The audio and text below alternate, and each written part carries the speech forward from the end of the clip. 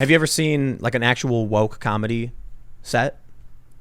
A woke comedy set? That's majority of comedy right now. Really? You think so? There's no. Well, I mean, if turn on Netflix, I mean, For sure. Right. But I mean, like, you've got, I don't know, Amy Schumer. Would that qualify? I mean, Amy Schumer she's more like Hollywood woke, where you get really famous and then you kind of go, oh, that offensive stuff I was doing before was a character, Right? Actually, I'm part of the good guys. Yeah, you know, yeah, and that's more like the let me keep my famous guy spot. You're kind of like, how do I stay famous? Okay, who do we like now? Okay, who's that? What do I have to say? Give me the list. I'll just run down. That's it what that feels like. No, but the funny part is if you go like in Brooklyn or whatever, there's like a whole genre of comedy where they're coming out and they'll be like, my dad doesn't even think that gender exists, and Trump's so orange, and whatever, right? It's Did you?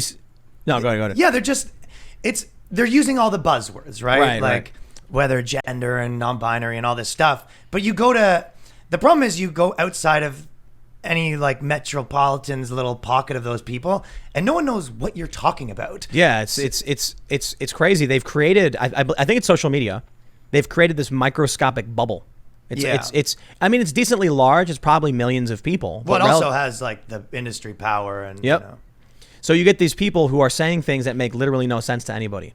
Regular people. Go, oh, I'm sorry that I'm not part of your heteronormative thing, and they're like, we're not against that. We don't know what you're talking about. Yeah. What is that? Is that like a science term or something? And then they say it's not my job to educate you. Yeah. But the kind of idea is those people, and then I feel like the problem is you see them online, and then a lot of these people will see comedy like people like me or whatever, and they'll go, oh, sorry that you can't just make your like racist jokes anymore, and that the world doesn't want to hear that comedy, and you go, they actually do though. Yeah. It's like, I do like people, and you go, I'm like, I'll bury you in front of your fans in a comedy club. Like, I don't know who you like. They think comedy isn't real, but. So the problem is most of the world are just normal people. They go to comedy clubs and they laugh and they're like, yeah, like make fun of everyone. This is hilarious. And then there's this sect of the internet that controls a lot of power that goes, we're going to add a third rung to this where it's like there's a contract between you and the audience. The audience laughs. We're going to watch it after.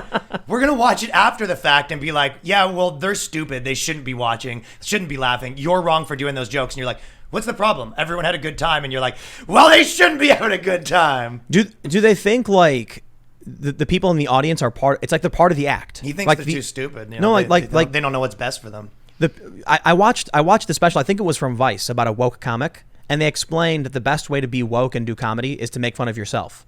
And so it was like really like self-deprecating humor is fine. Like Rodney Dangerfield was like legit. That dude ragged on himself endlessly and it was funny. Yeah. But some of this is just kind of like it's really bad. It's a depression off. Yeah. Yeah, seriously. But I mean, yeah, if you take every other target off the table, I mean that's all left is you.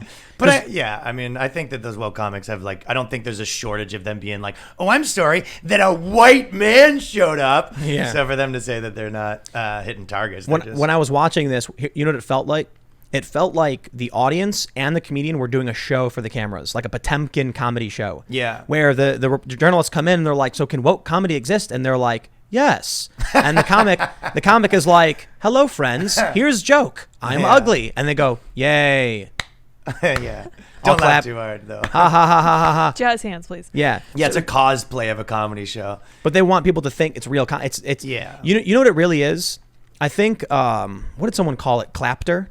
Yeah, of course. And you know what the thing is about, like, you do your thing and everyone does their thing. If you guys want to go do, like, your kind of hipster thing or whatever and pretend, tell, like, there's bands that the guy rolls around on the ground while hitting a tambourine and that's a band. And, like, I'm not saying they shouldn't be able to do that. And I get, like, the hipster element of it. Yeah. But the problem is then to go and be like, oh, look at these bands playing chords, so it's that's kind of what chords are offensive. Yeah, I don't care what anyone does, but it's like once we get into conversations about who's allowed to do what, and you start being puritanical with these fringe beliefs and that actually kind of hold a lot of institutional power, that's when you start to be like, all right, I was going to be fine, let you do your thing, but now you're telling me what to do, so now we kind of feel like we're at war. So you've done a bunch of these videos. You got one recently, Left and Right. It's like a basketball team, like you're trying to pick teams.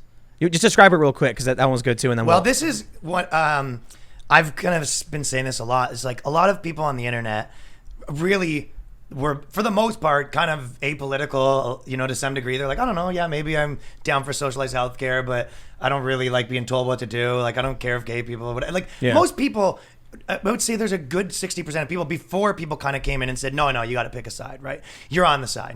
And then you go, and then most people are like, especially people that grew up in metropolitans are like, all right, I guess like I'm on the left or whatever, right? Yeah. And they're like, well, do you believe this, this, and this? And you're like, I don't know. That seems like a lot. Do you believe this guy shouldn't be able to say this on the internet? Do you believe? And they have this insane laundry list of things you need to believe. And then if you don't believe them, they go, this guy's right wing. And then eventually some people go, all right, whatever. Then fine, I'm right wing. Because it's like everyone's doesn't have, like me and people like me and you think about this stuff probably more than other people because it's your job. You're essentially like we're social commentators for a living. So you probably have, and it probably took you a few years to sort of realize how to interface with like everyone yelling at you and telling you you're bad for saying this, and you go, what? So I think for normal people, they think in terms of Socratic logic where everyone just yells at them and they're like, if you don't think this, you're on the right. And they go, I guess I'm on the right then. And they go, oh, look at this. He's on the right. Fire him. And you're like, well, you're the one who pushed me over here. And the left wing's kicking everyone out. So they're like an exclusive club. And they're basically saying, if you want to be here, you need to be like VIP. You need to have this much money a year, like either the exclusive club, black tie suit, dress up for it. Yeah, and the right wing's taking recruits right now, right? Yep. So they're like, everyone's in. That's why everyone's people in. You know, they'll be like, oh, I like socialized healthcare. They're like, whatever, get in here. You know what I mean? Come on in. Yeah, and they want. And we'll argue about it, right? So I feel like the way that they want to describe it is different because the truth is it's like they're the church and everyone's like the church like if you want to get into heaven, this is the the left wing, we're the good one, right? If you want to be part of the good guys, then you got to list here's the commandments. And then the bar down the street's like, yo, we're kind of just partying over here. And then they're like, look, the devil's down the street. And they're like, we're actually just drinking beers, and then they're like, if you go there, you're either with the church or you're with the bar. And everyone's like, dude, I just want to go to a comedy show and laugh with my friends without you scolding me. Yeah. And I think that's how most people see the world. And I don't think a lot of these people realize how much people they're turning off by, being puritanical. So in the sketch, there's two guys. It's you and were we supposed to talk about the sketch? No. You, no, that's fine. Joking. So you're the left wing guy, and the other dude's the right wing guy. Yeah. And then you're basically screaming at them. And like the one guy's like, I guess I'm on your team. And you're like, well, tell me 240 of your opinions or something. Yeah. The funny part, my favorite part is when the guy goes, I guess I'm on the right. And the right wing guy leans over and goes, you see this thing that Donald Trump said about coronavirus? It's kind of reasonable, right? And he goes, yeah, whatever. Yeah. But that sure, really dude. does feel like a lot of people being like, I guess I'll be on the right. And then the right is like very like, I don't know, kind of like tame. Yeah. Hey, look at this meme from Trump. And they're like, yeah, whatever. Well, I even thought the response to these videos sometimes is so the microcosm of the actual video. Like I made this video basically saying there's these three people that are like, okay, I'll be on the left. The left wing's like, no, you got to be on the right? I released this video and then everyone's kind of like, look at these like right-wing people. And this is crazy, but a tiny group. There's a tiny group of, radical kind of left-wing people with lots of followers that said, oh, as if, and everyone else, like every normal person from the right, the left was like, that's exactly how I see it. And you go, and then because normal people see themselves as one of the three players that's like, and the radicals see themselves, oh, you're making fun of me. And you're like, well, interesting that you see yourself as the one yelling at people and not the normal person that just wants to play basketball. Exactly. So, I mean, that kind of says more about you than it does about the video, I think. You think it's going to get better? Because there's a lot of comedians that are Joe Rogan, for instance. I mean, not only not familiar with him. No. Oh well, he's a great comedian. You should definitely check out his work. UFC announcer guy. Yeah. Oh, okay. You probably he's funny. But when I think about his podcast being so big, and he does conversations along with his comedy, and his comedy hits at both sides, and it's really funny. Then you've got people like I don't know if you're familiar with Jonathan Pye. He's super. I saw his show, and it was one of the funniest shows I've ever seen. It was amazing. That dude's great, and he was working with Andrew Doyle, who did Titanium McGrath. So they hit it out of the park. And you've also got Ricky Gervais. You got Dave Chappelle, and they're willing to say like F you. I'll be offensive. Yeah. So I wonder if that resilience among those like high profile comedians is going to allow us to actually like well. I guess I can put it this way. Will comedy save us from the insanity? Because regular people, like you said, see themselves as the normal basketball players, not as a left-wing guy. I guess my question is, are you optimistic or pessimistic about where this is going culturally? It seemed like it was kind of dying down a little bit because the common thought has already been lost. So I was doing stand-up clubs every night, and you kind of say things, and you see, I wasn't like saying like, isn't this stuff crazy? That's what I was kind of saying like 5 years ago. And over the last 3 years, it was kind of like, oh yeah, crazy woke stuff. Like everyone's kind of rolling their eyes at it already. COVID bubbled it back up like crazy. So as far as like the counterculture, it's strong in the counterculture. That is the like the 10, 15 best comics in the world right now, in my opinion, aren't part of the industry system. And everyone kind of sees that.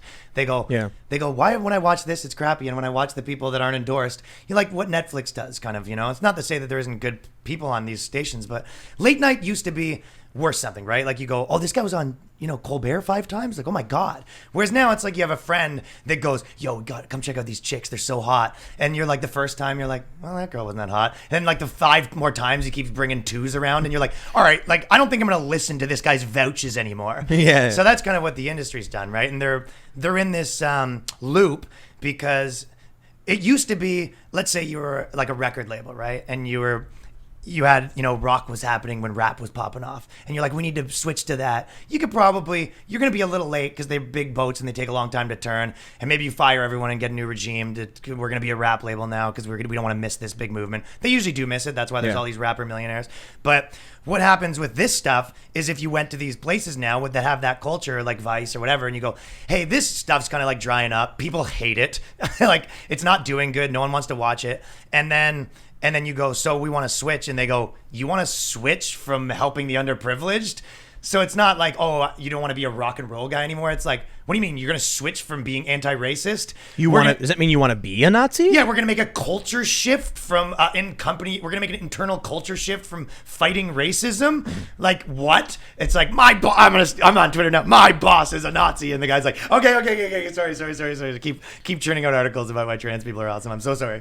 Yeah, no, I feel like the culture war is like, I don't know, an anchor, I guess. Yeah. It latched onto all these industries and it's dragging them down and they can't do anything about it. And they've created their own loops too. Like a lot of these stations are funded by advertisers, right? So they go to the advertisers like Dove Soap, like this is the culture, like you got to be woke, right? Dove's like, what? Okay, we're woke. Yeah. And they're posting the things like, yo, women rule or whatever, right? And then essentially they go to buy stuff and they're like, hey, we're going to do an edgy program. And Dove's like, yo, we're not doing that. We're woke. And they're like, well, you don't have to be woke. They're like, you're the one that told us to be woke.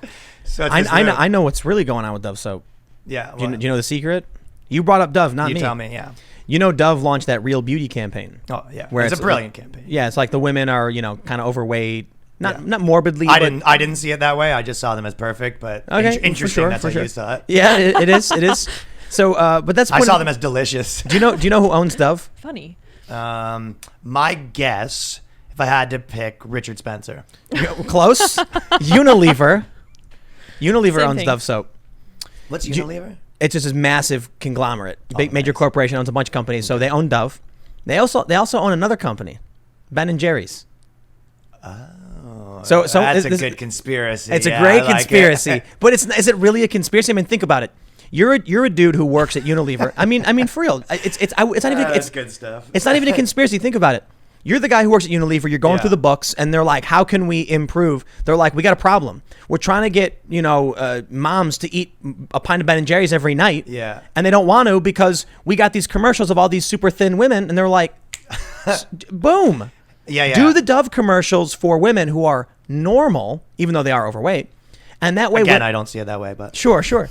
And then, but it's so arguably it's a conspiracy, but I actually think it's more of a circumstance of the system. I hope that's true, dude. Like, if ever a document came out, like, if you're from WikiLeaks and you're on this, if you could find an internal email being like, yo, let's do like a fat soap campaign. I want it to be true. I really do. We need to sell more ice cream. Being chubby's awesome because we just acquired a pork grind company and we need to rocket ship this. Dude, that'd be the best. I'm not saying that there was like, I'm not saying I think there's a guy at Unilever going like, here's the plan. I think it's very simple that it's a system. They also acquired a shampoo commercial, and that's why they've been telling girls they shouldn't shave their armpits. Because that makes sense. Hey, why not? Yeah, it makes perfect sense. Well, sell 10% more shampoo, but they don't own the razors. If they do, if they buy the razor company, they're going to be like, yeah, we were wrong, shave them. Well, but here's the thing. It's actually super feminist to shave them. We were off on that. We talk about get woke, go broke. Like we started with the NBA story. I actually think I kind of brought this up. I think a lot of people miss is that there's get broke, go woke. It's the inverse, right? Like you've heard of Get Woke, Go Broke. They're like, there's only one way out of this. Exactly. Feminism. Yes. Like, we're a bank. Right. But for real, dude. Like, you saw that Gillette toxic masculinity commercial? Yeah. Where it's like, I actually changed everything after watching that. Yep. I was mid beating my girlfriend. you said to stop. I just go, It's like, wow. what? So this commercial was about toxic masculinity, and it's basically it's the epitome of bad advertising. Yeah. But it turns out a lot of people were like, "Oh, Gillette got woke, go broke. They did this woke commercial. They lose money." And I'm like, they were losing money, so they did the woke commercial. They didn't know what to do because sales were going down, and they thought maybe this was part of the scramble. Yeah, exactly. So I think one thing that was eating away at Gillette We have to do was something so drastic it just might work. We're gonna do something really drastic. We're Some gonna make people- a pro-women commercial. or no, it was anti-man. yeah, no, I'm just kidding. Like, So this whole thing's really, really funny, but because of like Dollar Shave Club and Harry's, cheaper razors delivered every month, they've been losing money.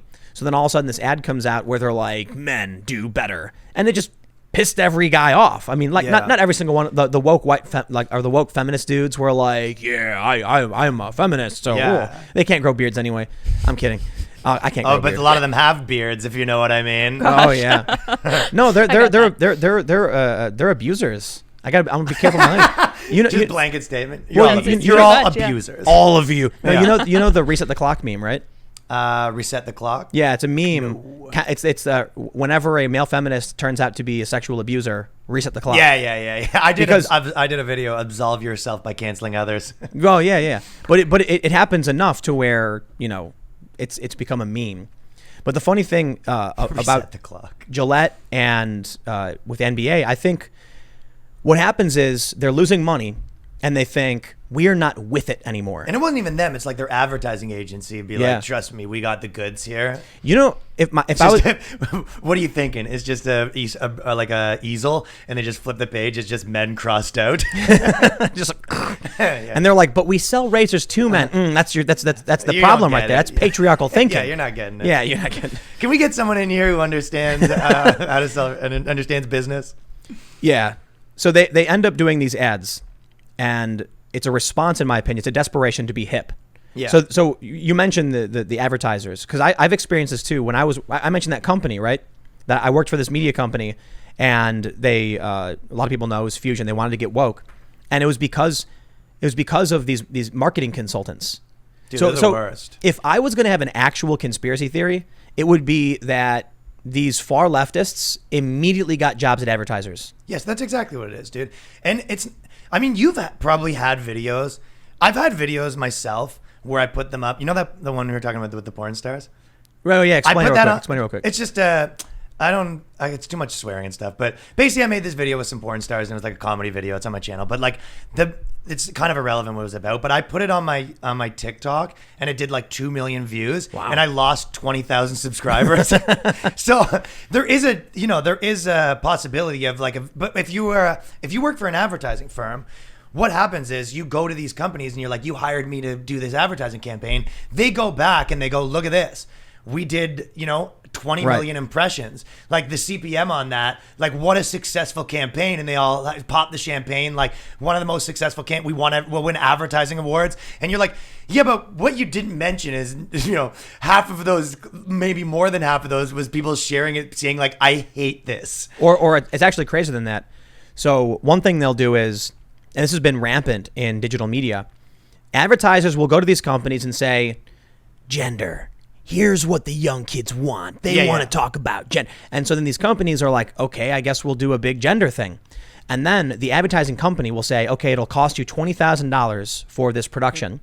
They'll take $10,000 and they will buy views. Oh, that's the Vice model. Through Google or Facebook. I'm not going to say anything. I know. Because Vice has bought some views off of like properties that I've been involved with. Wow, really? Yeah. So I know a little. Elaborate on that.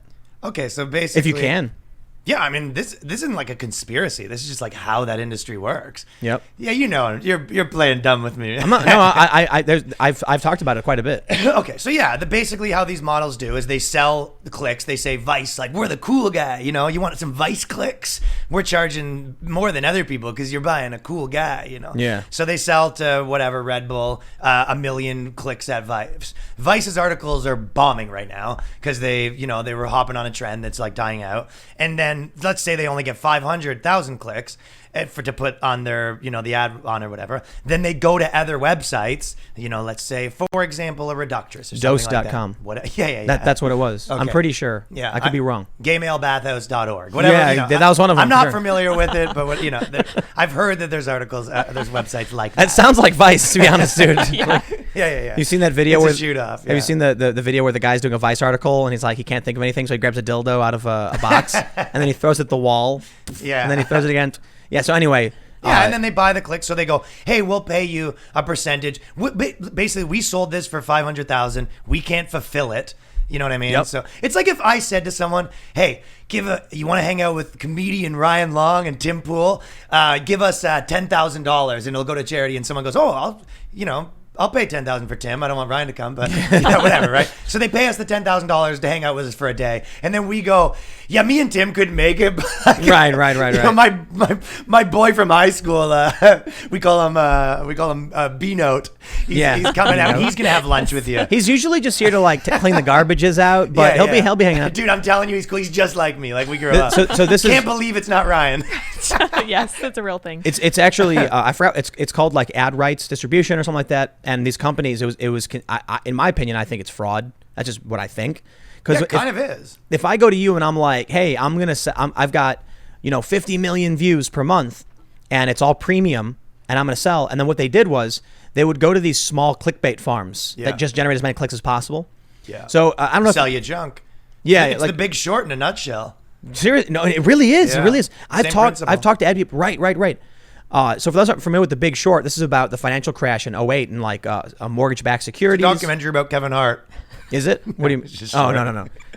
I didn't know if he was in it. I'm like, wait, was he in it? No, but so anyway, I get it. Yeah. That took me a while. It was an on-purpose corny joke. There we go. So anyway, what happens is you think you're buying Vice, but you were actually buying, I think it was called Dose. I'm not entirely sure. And if you ever see those websites where it's like the 25 pictures of Brad Pitt's junk or something, and then no, I mean no, you've never seen sure, no, pops up. No, I haven't. So no, don't check my history. Please. But actually, a real example. I always make that. That's my go-to tabloid joke because it was an actual article I saw one time. And was it like in his bathing suit? It was just like pictures of Brad Pitt and in cameras like stuff zoomed where his in. dick was like they just zoomed in on his pants. I'm like, it's the stupidest thing I've ever seen. Yeah, it's they like still random. do that. Yeah. No, but there's one you've probably seen where it's like these child Maybe actors. you've seen it. I haven't seen it. There's this article. It's like child actresses who grew up. Okay. And then when you click it, it'll be like 25. And in order to see the next one, you got to load a brand new page. Yes. Yeah. That's the biggest scam in the book. Yeah. And they were like, look at this, 12 clicks. And they just went through all the pages. Yeah. And so the bounce rate's ridiculous. The retention is 0. 20 people who are racist and you get 20 clicks because they...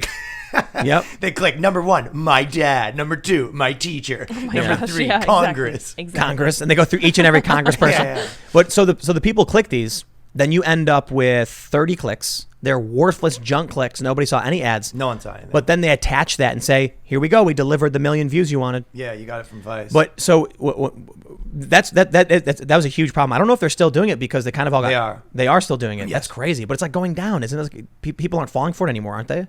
Well, I mean, I think in this world, like, yeah, there was a while in the advertising world that was like the wild, wild west. I remember even like doing sponsorships to people. And it was kind of one of those like the Dr. Evil thing where they're like, how much do you want for this video? And you're like, $1 billion. And then they're like, oh, $1 billion. Well, it's a little high. We'll do, how about 900 million? Right. You're like, yes. Exactly. There was a while where like these valuations were just insane, right? And then you'd be like, also, can you pay for it? And they're like, sure. And you're like, yo, that's sick. These guys are idiots, right? And I think that was a little bit where these kids kind of, younger people go to these companies and they explain it in the way that they go, no, this is just how it works. You don't understand. These are affiliated brands. Like they don't say, no, you're still buying Vice, but these are brands that we're affiliated. Like we own these properties and they're part of our empire. Like they kind of sell it that. But the other thing you even mentioned, and the thing that kind of always makes me laugh, is they're kind of going and saying, this is what the kids want or whatever. Right. But the truth is, what they're saying is, this is what we millennials want. And like the younger people, the people that are 20 hate this stuff. And millennials just can't get past the fact that, like, you know, we're the same age. Like, we're not that young anymore. You know what I mean? Yeah. So a lot of these millennials are going around being like, oh, these old guys just don't get it. It's like, you're 35, dude.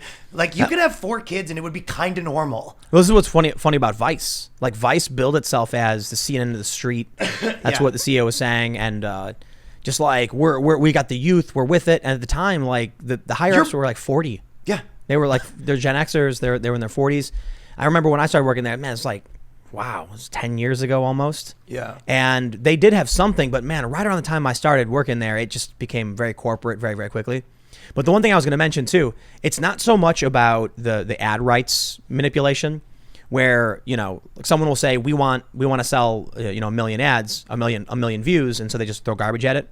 They'll also, here's what they'll do. I'll say to you, I'm going to make a video for you, and it'll cost you 10 grand, but I guarantee you I can get your video 1 million views. Yeah. And they just run it on a generic ad run on YouTube or something. You can get as much as you want if you pay for it. Exactly. But then they come back and they go, look how successful the campaign was. Yeah. It got 1 million views. 1 million views and 3 comments. So what happened? Right. 9 shares. Yep. But you can also buy bot farms. So I think that's the fraud. ultimate. Like, yeah, that's when you're just like, you know what? Like, let's roll the dice. F it. This is the crazy. Like, I don't know, just put 1 million views on it and then charge them 100 grand. You're Yep. Like, looking at 1 million views, like, don't look. It's ridiculous to me that it's that simple. Holy crap! This video popped off in Nigeria. Look at the analytics. Wow, Yeah. yeah, crazy. Don't let All them, in 1 minute. Oh man. we nailed the 18 to 99 demographic in India and Turkey. Yeah. No, when they actually do click farms, they're sophisticated click farms. So Yeah. they can make it seem like, you know, I remember talking. Yeah, no, they're getting better at it. They're like, do you want New York based, Florida based? We can do hipster millennial. We can make it look like anybody. Yeah. And I can't believe this stuff is legal and they get away with it. It's I mean, I don't know if it's legal. Yeah, you're right. I don't know. But the one thing that just reminded me of with Vice is so this is another one. When they came to Canada, they were like, okay, we want to do, you know, they made this big venture deal. So every place that goes to a different country from America, they make these crazy deals with the government where they're like, we're going to make so much content. We're going to give everyone jobs. Like, don't you worry. So then the government gives them tax breaks to come, right? So it's kind of, and then once they actually have to make the stuff, they're like, yeah, like, we're lying. We're not going to Well, thanks for the money. Yeah. It's exactly right. So, but I was doing a show at Rogers at the time and they brought me in and they were like, the guy at Rogers was like, hey, the Vice people want to talk to you. This is like when Vice was cool before. Rogers is like what, like Verizon of Canada or something? Yeah, exactly. Yeah. But they're, kind of like, I don't know, I guess what Viacom would be in terms of like. Oh, even bigger than that, huh? Well, I don't know about the size. I just mean in terms of like they do have like own a bunch of TV stations and stuff like that. Yeah. So I don't know, does Verizon own like TV properties like that? No. Well, Rogers is like cell phones too, I guess. Yeah, but they're also So it's like AT&T. Yeah, I don't know what their portfolio like divisions look like, but they do the cell phones and they also own a bunch of other stuff, including TV networks and stuff like that, right? But so they came in and they were like, this was like when they were kind of, you know, making cool stuff. And not that they don't make anything good, but it's like their culture department and journalist stuff is, you know, just completely garbage, right? Yeah. And they said, they brought me into this room and they played this video being like, yo, Vice, we want to make content that can't be made in a boardroom. And we're all watching this from a boardroom. And everyone looked around being like, they can't be serious. Like the lack of self-awareness to play us a video that says we want to make stuff that can't ever be talked about in a boardroom. Sitting in a boardroom, you go, you guys are cooked, dude. They don't even like, they've stopped even pretending to like care. It's kind of sad though, man. Because the first time I went to Vice, I walk into this rickety old building in Brooklyn. Kickflip through the front doors. Yeah, no. There was literally a skate ramp in the Vice building, Yeah. like early days, because it was a skate shop and skate park. I go upstairs and all the bosses are sitting in the exact same room with just exposed brick walls and crappy desks, sitting side by side working with people. And then within, you know, I don't know, 6-7 months, it was like everything was remodeled, redone, corporate, brought in HR department. I'm like, man, this is not fun anymore. This is like, Right. It went from like when I first started. Also, can you write articles about why you suck? You're like, yeah, especially because you're like a journalist, right? You're like, you know, you were kind of, I guess, attracted to when people are doing these docs in Russia and that. They're like, Right. hey, can you go to like Wall Street and do a documentary about why you suck. You're like, Now- that doesn't seem as fun. Well, I mean, it seems plastic now. It used to be fun. Someone would be like, I got a crazy Yeah, idea. of I want course. to write this ridiculous article about, crazy BS. And they'd be like, Yeah, do you're in your it. 20s doing fun stuff. Yeah, now then it became plastic, where it was like, okay, we've got, we used to have this gritty, fun, and exciting youth kind of, edgy outlet. Now let's fit it into a package, slap the brand on it, and ship it out nationwide for Christmas. And then they're like, we don't want this. And then they go, yo, show them the half pipe again. Right, And they right. go, look, we got a half pipe. You got to buy this. You know what it feels like? It feels like there was some young edgy dudes who were having a wild adventure. Yeah, and then of they saw their opportunity and they said, here's the franchise formula. Have a nice day. Yeah, the clickbait formula. You know what's funny? Because, you mentioned you saw my one where it was like Fox and CNN, and I was kind of making fun of them. Yeah, that was so good. Yeah, how to sell footage to Fox and CNN. Like the same thing at Vice. Like I always kind of rag on these organizations, but when I made that video, there was people at Fox and CNN that were both like, "Dude, I work there, and it's honestly kind of like that, and I hate it." Well, so there are real journalists that work at these organizations that the same reason, like they're in Canada, I've worked at these. Made TV shows at these places that have that culture where from the outside you're like, this place is junk, and there's a lot of people there that are like, yeah, dude, I hate this too.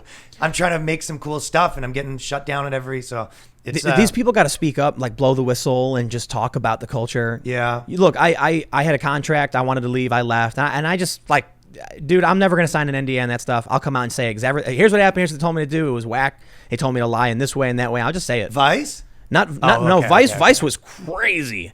Vice was like, I'd walk in a room and I'd be like, I'm going to Turkey. And they'd be like, when can you leave? Go in the room, get body armor, and just let me know when you're at the airport. Right. Like it was kind of awesome. I love the idea of when you got fired, or not, I'm sure you quit or whatever. Yeah, I finished quit. your term. Yeah. But when you quit Vice, they're like, all right, you need to turn in your trucks.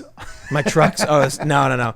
When I quit Vice, they were like, and your guitar picks. when I quit, they were like, you didn't quit, and I was like, yeah, I did, and they were like, nobody quits. Yeah. Then Nobody why- quits. And your tech decks, keep it coming. All the tech decks. I had to turn in my official. No, they gave me I have a Vice ring. Oh, you got the Vice ring. Yeah, What is that? yeah. You've been there for how many years did you get the Vice ring for? No, I don't know, but I was there and I got it, and they. Vice loves paying people in capital other than money. Yeah. You're like, how about You know- cool points? You get a Vice badge. Does a ring? You're like, I'd like a raise because I'm getting paid $20,000 a year. You're like, how about a ring? What does that do for you? And then when you're like, oh, I can't pay my rent with the ring, they're like, ooh, they're like shining it, and it's like, ooh. Did we tell you we're having a rave next week? Does that do anything for They you? literally do those things. I know. I've been to But one. it's been a while. Look, I still have a lot of respect for a lot of people over there. Of course. Yeah. But they treated it like a cult. So when I was leaving, it was straight up like nobody quits. And I had a bunch of I had friends who stayed there for a long time, and they were like, "What do you mean you're quitting? Nobody quits." And I was like, "Dude, I'm not gonna I do my thing. I'm on a path of success. If at any point I feel like it's not working for me, I go my own way." Yeah. And they were shocked because everybody was so desperate to work there. Yeah, The they're line was pumped. out the door. But look, I could see what was happening. It was, look, the company made a lot of money. It's a very successful business, but it wasn't a culture that I wanted to be a part of at a certain point. Yeah. Right? It's becoming corporate. It's You can becoming feel the plastic. energy. I mean, So anyone who gets good at any of this kind of stuff, you feel the energy when it's growing, and you feel the energy of when something's like becoming stale and being on the wrong side of, what, especially like the new movements are and stuff like that. Right. And, you're like, you guys are about to go into corporate treaded territory, and I don't want to be part of that. Yeah, and very early on, because I was only there for like a year and a half. Very early on, it was much. You got the ring after a year and a half? I was only there for a year and a half. Well, to be fair though, I was like a good get for them. Yeah. So that was part of the package. So they proposed sort of to you. It's like, Tim, will you? It was Be a journalist at Vice. kind of yes, absolutely. Yes. No, it was like after a certain amount of time, they were like, "How can we make sure this guy doesn't want to leave?" Yeah. And they really believe that they had this power of the Vice brand that everybody loved so much, nobody would quit. Yeah. And there's some internal stuff where Did you get your Vice tattoo covered up? Oh, definitely, yeah. It's a butterfly. I don't have any tattoos actually. But it's a lower back Vice tattoo. But they your lower back, right? Yeah. No, they actually said to me like, you didn't quit, and I was like, I did. And they're like, this isn't over, and I was like, it's over. You're not breaking I, it. Wow. I cashed the check for the other company, and it's funny because I saw what was happening, and so I figured when I got reached, so I got this recruiting company reached out to me that was it was ABC News Univision, and they were like, we want to be like Vice, we want to be that edgy young. And so I thought to myself, if this is where things are kind of going, and I feel like I'm going to be underpaid here, why not just go to the big company and have full control? And they're becoming that anyway. Exactly. So I was like, if you want to be in that culture and be like that, why wouldn't I just go to the company that's already got the cash and is gonna pony up the big bucks? That's obviously the move. I mean, you want to do those jobs when you're in your like early 20s, and then you kind of move to you make your couple big moves in your life if you're going to stay in that world. Thanks for checking out this clip from the Timcast IRL podcast. We do the show live Monday through Friday at 8 p.m. If you want to catch the full show, tune in to this channel, subscribe, hit the like button, or check us out on iTunes and Spotify, and we will soon have this podcast up for free on all podcast platforms. Thanks for hanging out, and we'll see you all in the next episode.